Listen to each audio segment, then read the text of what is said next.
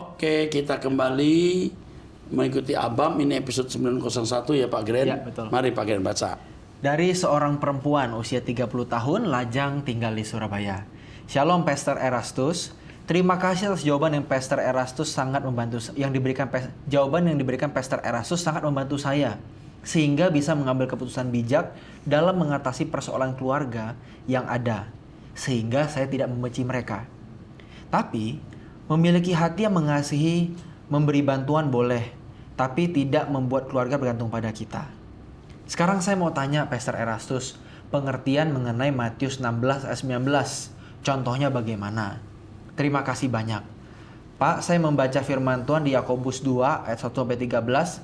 Ada orang yang suka membeda-bedakan orang dalam perlakuan, yang miskin direndahkan, menghakimi, bahagia di atas penderitaan dan kehancuran orang lain, atau orang keji. Firman Tuhan Yakobus 2 ayat 13, penghakiman yang tidak berbelas kasihan akan berlaku atas orang yang tidak berbelas kasihan. Apakah orang-orang jahat yang tidak berbelas kasihan ini tidak bertobat dan akan seperti lalang yang disimpan untuk mendapatkan penghakiman Tuhan, hidup di zaman penyiksaan antikristus? Gini. Yang penting ini, orang yang tidak berbelas kasihan tidak akan mendapat belas kasihan. Dan mereka yang tidak memiliki belas kasihan akan masuk neraka. Udah itu aja. Itu udah pasti itu. Tapi Matius 16, 19 isinya apa? Matius pasal 16 Ayat 19. ya. Matius pasal 16 ayat Bapak 19 Ibu perlu saya ketahui bacakan. bahwa kita ini belum membaca sebelumnya, ini spontan ya. Ya. Terus. Kepadamu akan kuberikan kunci kerajaan sorga. Apa yang kau ikat di dunia ini akan terikat di sorga, dan apa yang kau lepaskan di dunia ini akan terlepas di sorga. Jadi sebenarnya ayat ini hanya memberitahu apa yang kita lakukan di bumi berdampak di kekekalan. Itu saja. Paling aman begitu tafsirannya. Oke, teruskan. Oke, baik. Selanjutnya dari seorang perempuan 31 tahun menikah domisili di Jakarta. Shalom Pak Pendeta Erastus dan tim Abam. Bicara soal predestinasi atau takdir, dalam salah satu khotbah dari pendeta di GSKI Rehoboth dikatakan orang Kristen tidak boleh percaya sama yang namanya takdir. Karena satu-satunya takdir dari Allah adalah rancangan Allah itu sendiri, yaitu membuat manusia segambar dan serupa dengan Allah. Selebihnya, bagaimana kita merespons dengan diberikannya kehendak bebas itu sendiri? Dalam khotbah tersebut dikatakan bahwa kelahiran seorang anak bukan merupakan takdir, melainkan karena adanya pertemuan laki-laki dan perempuan dalam sebuah pernikahan, sehingga menghasilkan seorang keturunan atau anak. Terkait hal tersebut saya ingin tanya beberapa poin. Yang pertama, apakah anak yang dilahirkan dengan keadaan difabel atau berkebutuhan khusus, cacat fisik, autism, dan lain-lain bukan merupakan takdir Allah juga? Kita tidak tahu secara utuh, bisa karena ada gen, bisa karena kesalahan orang tua, atau ada maksud Tuhan lewat keadaan itu nama Tuhan dimuliakan. Seperti orang buta yang disembuhkan, ini siapa yang salah? Supaya nama Tuhan dimuliakan. Jadi tidak bisa kita jawab dengan pasti. Soal takdir itu harus ada takdir mati, ada takdir hidup. Anda jadi orang Jawa itu takdir mati. Anda kenapa tidak jadi orang Jepang? Tapi Jawa rusak atau Jawa tidak rusak tergantung si Jawa ini. Iya. Paham ya? Paham. Oke, teruskan. Kedua, jika bukan merupakan takdir Allah, lantas mengapa Allah mengizinkan mereka memiliki kekurangan tersebut? Sekali lagi, jangan kita pikir orang kalau memiliki kekurangan itu malang. Yang diberi banyak, dituntut banyak. Yang diberi sedikit, dituntut sedikit. Itu keadilan Allah tidak mungkin meleset, dan seandainya Allah dihakimi, dia tidak pernah kedapatan berbuat salah. Ini prerogatif Tuhan. Kenapa kau jadi pria pendek, dia tinggi? Kenapa dia banyak jerawatnya, yang satu tidak banyak jerawat, dari gen yang berbeda? Tetapi masing-masing harus bertanggung jawab pada Tuhan. Ya, itu misteri rahasia kehidupan Tuhan. Itu takdir ada. Kenapa lahir dari keluarga di mana gennya pendek, atau punya gen di mana keluarga itu selalu semua jerawatan? Tapi jerawatan kan nggak masalah. Pendek juga nggak masalah. Yang penting keluarga itu atau siapapun kita masuk langit baru, bumi baru. Jadi kalau kita punya perspektif kekekalan, apapun nggak jadi masalah. Ngerti maksudnya ya? Nggak masalah. Yang penting itu surga atau neraka, itu yang penting, itu tidak ditakdirkan, itu keputusan pribadi.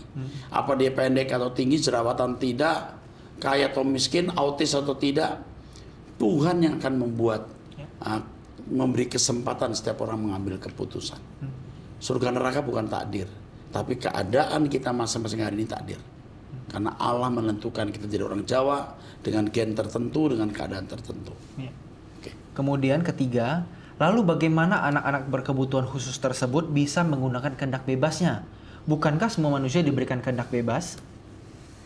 Ada anak yang umur 2 hari meninggal, itu belum punya kehendak bebas. Mungkin umur 6 bulan juga belum punya kehendak bebas. Tentu hal-hal seperti ini ada di dalam kasus khusus. Selalu ada kasus khusus. Dan itu tidak bisa dipecahkan. Nah kalau saya ditanya, Pak ada bayi meninggal, surga atau neraka? Nggak tahu. Tetapi pasti gen orang tua menentukan keadaan anak itu. Itu saja yang bisa dijawab. Oke. Selanjutnya, jika Tuhan menghendaki setiap manusia untuk hidup kudus, tak bercacat dan tak bercela, lantas bagaimana anak-anak tersebut bisa menerapkan hidup seperti itu? Jika mereka saja, tidak mengerti cara berbicara, cara mendengar, atau cara melihat. Misalnya anak autism yang bahkan untuk mengendalikan dirinya saja mereka kesulitan. Ya, yang diberi banyak dituntut banyak, yang diberi sedikit dituntut sedikit. Mungkin ya orang-orang autis yang nggak mengerti salah atau tidak dimasukkan ke surga oleh Tuhan. Yang saya pahami di surga itu ada pemulihan, ada pendidikan lagi nanti. Makanya ada pemerintahan, ada orang-orang yang sempurna akan memerintah, dan ada orang-orang sederhana yang layak masuk langit baru bumi baru, tapi sebagai anggota masyarakat. Maka di sana ada proses pendidikan ulang. Di seminar saya mengenai dinamika kerajaan surga, dinamika masyarakat kerajaan surga, saya menjelaskan hal ini yang saya tidak bisa jelaskan dalam waktu 5 menit. Tapi di surga itu ada dinamika hidup. Jadi ada yang mesti terulang. Gimana orang buta? Udah buta tuli, gimana mau ambil keputusan? Udah buta tuli, gimana? Tuhan tentu punya kebijakan. Ini hal khusus yang tidak bisa dipecahkan. Teruskan. Ya. Yang poin keempat ini sepertinya sudah terjawab, Pak.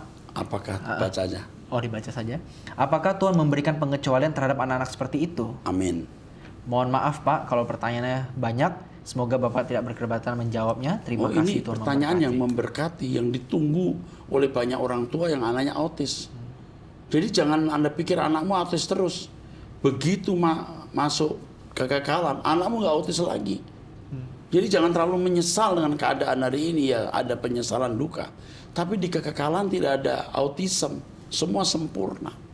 Orang autis tidak autis, orang buta nggak buta lagi. Orang yang tadinya nggak punya kaki pasti punya kaki lagi. Ya, makanya kehidupan nyaman itu hanya di langit baru bumi baru, bukan di bumi ini. Luar biasa kan? Oke, teruskan. Selanjutnya, seorang perempuan muda 14 tahun, pelajar SMK di Pontianak, Kalimantan Barat. Shalom Pak Erastus Sabdono dan tim ABAM yang saya kasihi dan saya hormati. Puji Tuhan Pak, saya sangat terberkati dengan ajaran Pak Eras, terutama pada seminar Corpus Delicti, Logos sesi 1-42, seminar monoteisme, dan Sunday service yang selalu saya dengar setiap minggu. Hebat, umur 14 tahun. 14 tahun. Wanita ya? Iya, perempuan. Siapa namanya? Tidak ada namanya, Pak. Oke, bagus sekali. Terus? Bahkan setiap hari, pikiran saya terbuka dengan ajaran yang murni. Berbeda dengan kekristenan yang sudah jauh meleset selama ini. Tuh, hebat kan, umur 14 tahun ngomongnya luar biasa ya. Saya juga mengikuti doa pagi, Pak. Terus? Dan berusaha untuk menjadikan doa bukan sebagai kewajiban, melainkan kebutuhan saya. Hebat kan? Saat ini Pak, saya sedang bergumul di lingkungan tempat bersekolah saya. Saya memiliki 2 teman yang bisa dibilang tidak sefrekuensi dengan saya dan berbeda agama dengan saya. Enggak, anak ini cerdas karena ikuti truth. Iya, bisa Tidak mungkin cerdas hanya dengar dari orang atau buku. Karena truth, karena kata-kata itu kata-kata saya itu. Iya. Oke, terus. Bisa dibilang mereka suka berbicara kasar, toksik, suka bergosip, pikiran kotor, dengan segala kesenangan-kesenangan mereka, seperti anak duniawi lainnya. Saya bingung, Pak. Saya mendengar dari Bapak yang mengemukakan bahwa kita harus menjauhi teman yang tidak mengenal Allah, yang tidak membuat kita merasakan hadirat Allah. Dan saya yakin, pada Alkitab juga pasti ada mengemukakan soal hal itu. Namun Pak, rasanya saya sulit untuk menjauh dari mereka dan mencari teman baru, karena kelas saya semua pada main circle, bahkan circle besar. Dan yang bukan bagian dari circle tersebut pasti tidak dianggap dan kadang tidak dipedulikan. Sering kami bertiga hanya seperti angin saja, berbeda dengan yang lain. Di kelas saya, tidak ada yang bisa saya ajak bicara tentang Tuhan. Bahkan yang beragama Kristen pun tidak menunjukkan ketertarikan tentang Tuhan dan tidak menunjukkan pribadi Tuhan Yesus yang agung dan mulia. Malah mereka terlihat biasa-biasa saja, sama seperti yang bukan agama Kristen. Bedanya hanya terletak pada kepercayaan. Terutama 2 dari antara teman saya perempuan. Ada satu yang menjadi teman sebangku saya. Dia sering sekali mengajak saya berbicara tentang topik duniawi. Dan saya sering sekali membalas topik percakapan itu hanya singkat saja. Namun malah berujung bahas panjang lebar. Dan akhirnya itu membuat saya berpikir saya tidak menghormati Bapa di sorga. Hebat loh anak ini. Padahal saya sudah tidak memiliki ketertarikan lagi dengan hobi tertentu itu. Terkadang di waktu tertentu kami suka bercanda bersama. Tetapi juga dalam situasi tertentu, terkadang teman sebangku saya bisa marah kepada saya hanya untuk alasan yang sepele.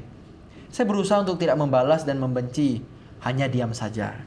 Tetapi lambat laun, dia tidak marah lagi. Tetapi seiring berjalannya waktu, selalu seperti itu. Saya khawatir, Pak. Saya takut jika atmosfer 24 jam berada di hadirat Allah, tidak akan saya penuhi jikalau terus-menerus seperti ini. Wow. Saya sudah berjanji kepada Tuhan, Pak, bahwa saya akan hidup kudus, tak bercacat, tak bercela. Saya tidak akan menjadikan teman saya sebagai berhala dan tidak akan mengobrol dengan teman saya terlalu intim. Namun besoknya malah terjadi lagi berulang kali. Pertanyaan saya, Pak, bagaimana caranya supaya menjauhi teman dekat tanpa menyakiti perasaan mereka, Pak? Apakah hal ini membuat Bapak tersakiti dan kecewa dengan perbuatan saya? Karena saya sudah dekat dan sengaja bercengkrama dengan orang yang tidak mengenal Allah. Menurut Bapak, apa keputusan yang paling bijak untuk situasi ini? Baik, begitu saya sudah cukup. Terima kasih Pak Era sudah menjawab pertanyaan saya. Dan titip salam terima kasih banyak juga untuk Pak Yehuda, Pak Andri Yosua, dan Pak Gren yang sudah membaca semua chat yang ada di Abam dari awal hingga akhir. Mohon maaf kalau pertanyaan saya sangat panjang dan mengganggu. Sehat selalu ya Pak, walaupun saya dan Bapak jauh, tapi saya akan selalu mendoakan Bapak dan mendukung Bapak dari jauh. Oke, bentar. Kamu luar biasa, Nak. Umurnya 14 tahun. SMA, belum SMA ya? SMP ya? Ini SMA bisa di Ekonomi Kristen High School nih. Ekumene. Hah? Ekumene ya? Tadi saya bilang apa? Ekonomi. Ekumene Kristen High School. Dia bisa masuk sekolah Ekumene Kristen High School. Pasti anak ini cerdas ya. Cerdas. Dia bisa jadi pendeta dan luar biasa nanti. Nah, kamu harus berteman tapi tidak bersahabat. Say hello kepada semua orang. Kamu jangan takut nanti menjawab apa, karena Roh Kudus akan menaruh perkataan di mulutmu. Bagaimana kamu menghadapi mereka. Bercengkerama itu tidak salah. Kamu harus cerdik seperti ular dan tulus seperti merpati. Bercanda-bercanda saja. Menimpali sedikit, tapi tidak tenggelam. Tidak hanyut dengan canda-canda yang tidak perlu.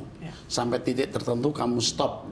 Punya alasan, maaf saya mau ke sana, maaf saya harus kerjakan ini.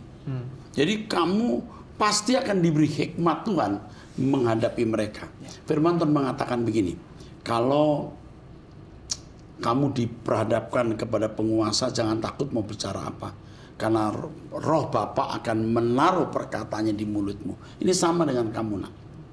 Jadi puji Tuhan kamu masih bisa diselamatkan. Aduh, kamu dicari Tuhan ya. Remaja-remaja seperti kamu itu dicari Tuhan. Saya harap dia ikut masuk warrior. Tolong di-linkkan ke warrior. Ini wanita hebat ini. Rencana saya mau ke Pontianak juga loh. Oh ya. Rencana itu. Coba siapa tahu ini bisa dihubungkan ke Pak ini. Pak Pit apa? Kuitpin Yosua. Kuitpin Yosua untuk dicari, dibimbing supaya jadi wanita yang hebat. Ya. Teruskan. Belum selesai nih. Ya, walaupun Bapak serta Sinode GSKI disesat-sesatkan oleh banyak orang atau oknum-oknum yang tidak bertanggung jawab, tetap kuat ya Pak.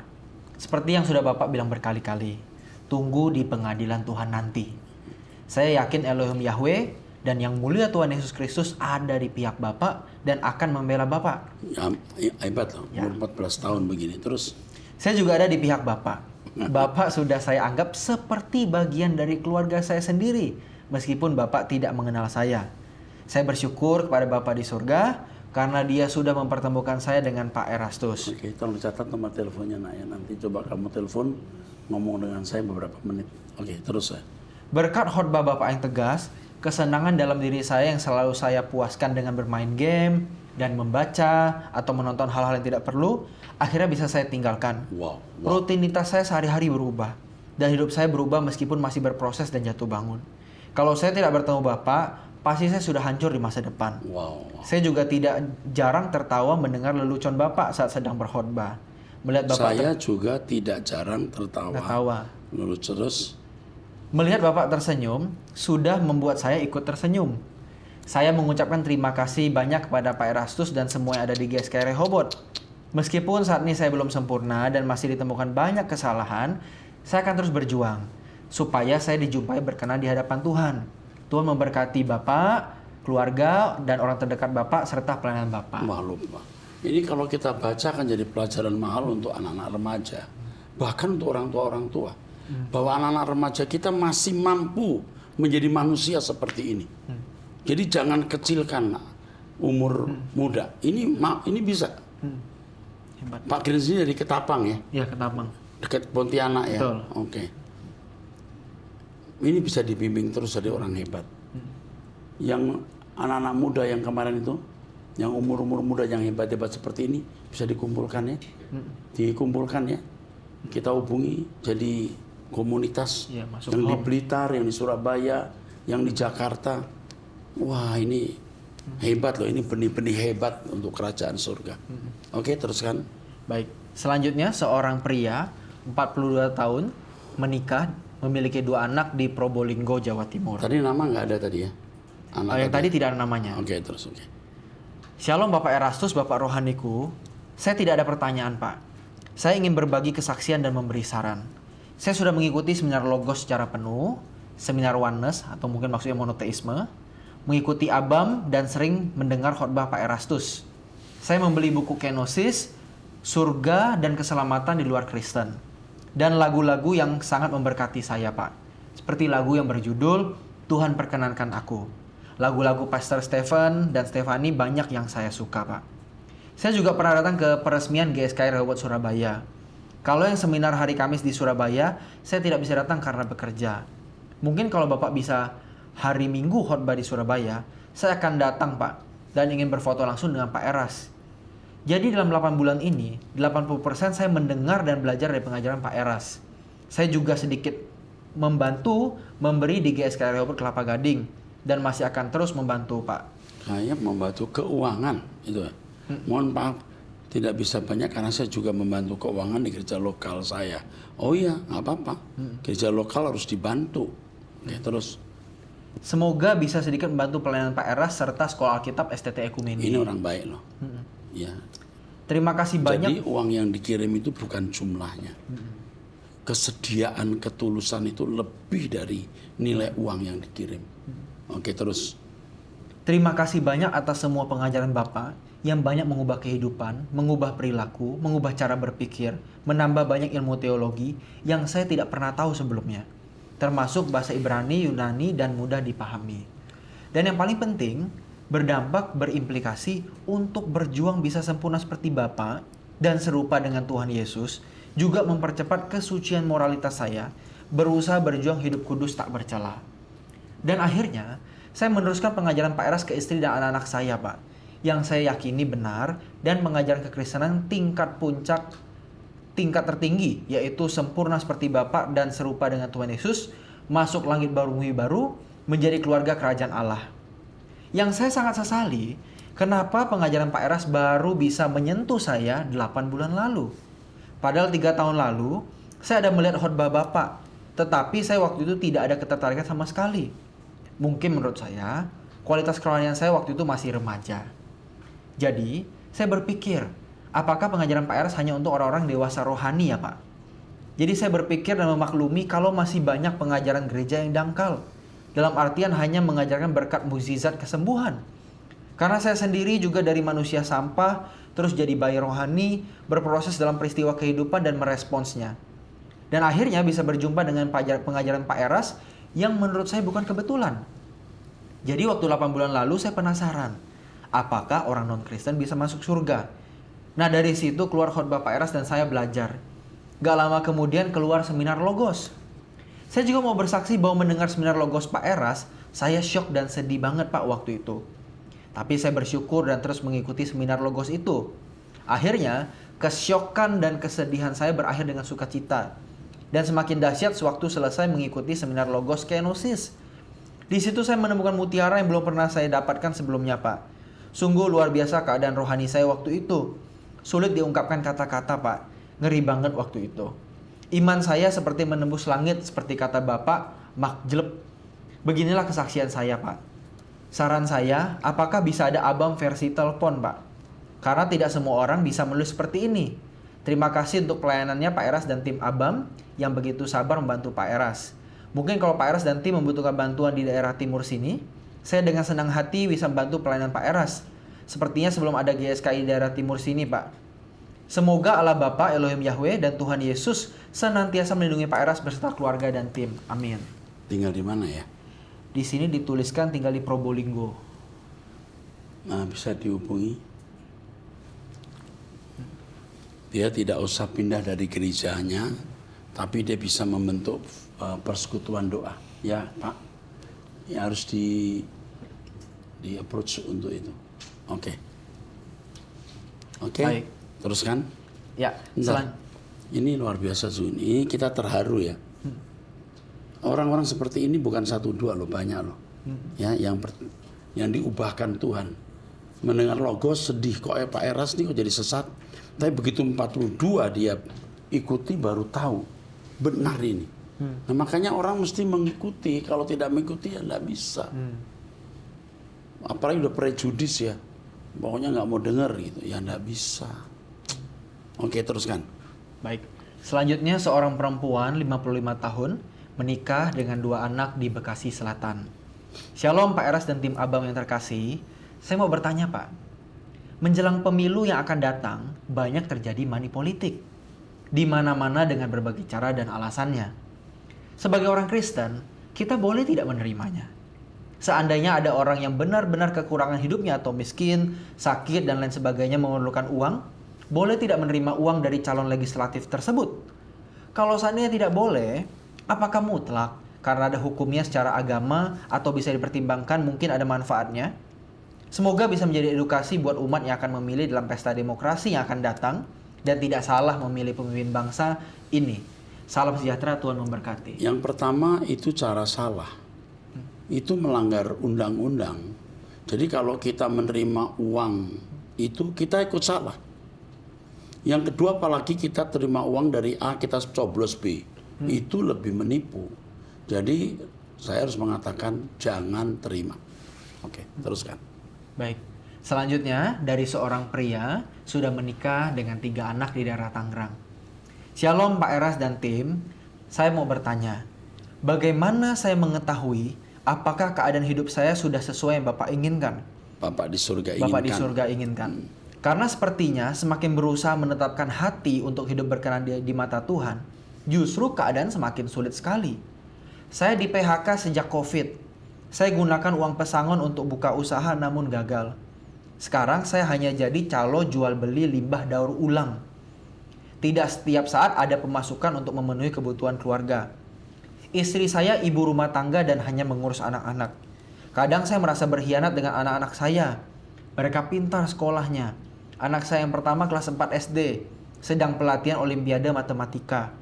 Yang kedua kelas 1 SD, dan yang ketiga belum sekolah karena masih 3 tahun. Dengan kondisi sekarang ini, mungkin anak-anak akan berhenti sekolah. Saya tidak menceritakan kondisi ini ke istri, karena tidak ingin membuat istri saya stres. Tapi saya yakin istri sudah tahu keadaan ini karena sudah diberi surat dari sekolah untuk segera melunasi SPP sekolah. Tidak bisa dipungkiri, hal ini cukup menyiksa pikiran. Ini satu kisah hidup dari beberapa masalah ruwet lainnya dari hidup saya. Saya yakin bukan hanya saya mengalami keadaan tanpa harapan ini. Keadaan di mana tidak ada seorang pun yang peduli. Semoga yang mendengarkan kisah tragisnya hidup di Abam seperti saya dan keluarga lainnya tetap kuat dan terus percaya pada kendali Bapa. Terima kasih Pak Eras dan seluruh tim Truth ID atas pelayanannya. Tuhan Yesus memberkati. Yang pertama, kamu punya sikap hati marah. Kamu marah terhadap Tuhan. Yang kedua, walaupun kemarahan kamu tidak besar. Yang kedua, Ya, kecewa terhadap keadaan itu kemarahan terhadap Tuhan. Yang kedua, kamu khawatir. Orang di luar sana non-Kristen mungkin keadaan lebih parah dari kamu, tapi pasti bisa melewatinya karena Tuhan itu mengasihi semua orang dari berbagai kalangan, kelompok atau agama. Tuhan pasti beri jalan keluar. Tentu sebagai gembala saya sudah melihat begitu banyak kesulitan-kesulitan yang dihadapi oleh jemaat. Saya sudah umur 65 tahun melayani sejak remaja. Jadi saya sudah sering menghadapi kasus-kasus seperti ini. Tuhan tidak pernah mempermalukan, termasuk saya sendiri. Tuhan tidak pernah mempermalukan. Yang pertama, jangan marah dengan situasi. Yang kedua, kamu jangan mikir hari esok mau bagaimana. Kamu jalani hari pertama, hari kedua jalani. Pasti kau bisa melewatinya. Ya, mungkin ada tim Abam yang bisa menelpon atau memberikan penguatan, ya. Kalau anakmu betul-betul pintar sekolahnya, ya mesti harus ada yang memperhatikan, ya. Tapi sekali lagi, kamu harus sabar, ya. Ya. Kalau betul-betul anaknya pintar, ya ini harus kita bantu, kita dukung, ya. Oke, teruskan. Baik, seorang perempuan usia 53 tahun sudah menikah, punya 3 anak di Sulawesi Selatan. Saya ibu dari 3 anak dan punya keponakan perempuan yang memanggil saya mami dan mau menikah tahun depan dengan pria yang tidak seiman. Di sini saya sedih dan pemberkatannya divihara. Dengan orang tua anak ini saya dekat, adik perempuan suami saya. Dia adalah adik perempuan suami saya. Haruskah saya menghadiri pemberkatan nikahnya divihara? Saya tergolong orang yang ekstrim ikut Tuhan. Saya merasa Elohim Yahweh tersakiti dengan pernikahan yang tidak seiman. Bagaimana menurut Bapak? Salam langit baru bumi baru, we love you, Tuhan memberkati. Kamu tidak setuju, benar. Kamu ekstrim dengan Tuhan, benar. Tetapi perkawinan ini menyangkut relation, human relation. Kamu harus mempertahankan. Kalau saya jadi kamu tetap hadir, walaupun tidak ada di dalam wihara. Kamu di depan atau di luar. Di waktu dia keluar baru kamu salamin. Nggak apa-apa. Toh kamu nggak bisa mencegah, dia juga pun anak kandungmu kan. Tapi kalau kamu tidak hadir, kamu sudah membuat benteng, pemisahan. Dan dia akan kehilangan kamu dan kamu kehilangan dia. Kamu masih punya kesempatan memenangkan dia dan pasangannya loh. Hadirlah. Walaupun tidak ada di dalam wihara, kamu di depan wihara atau kamu di sekitar situ. Begitu dia keluar, kamu salamin, ya. Itu bagus sekali, ya. Oke, sekali lagi terakhir. Ya, terakhir dari seorang pria 51 tahun di daerah Surabaya. Shalom Pak Erastus, pada kesempatan ini saya mau bertanya. Jika ada seorang yang tidak percaya bahwa Yesus adalah Tuhan, tetapi orang tersebut hidupnya baik dan saleh menurut iman yang dianutnya, suka menolong orang lain yang sedang kesusahan, menurut Bapak bagaimana? Apakah orang tersebut sewaktu meninggal dapat selamat? Saya berpikir bahwa Allah Bapa adalah Allah yang sangat baik, terlalu baik, sehingga Bapak menghendaki semua orang bisa selamat.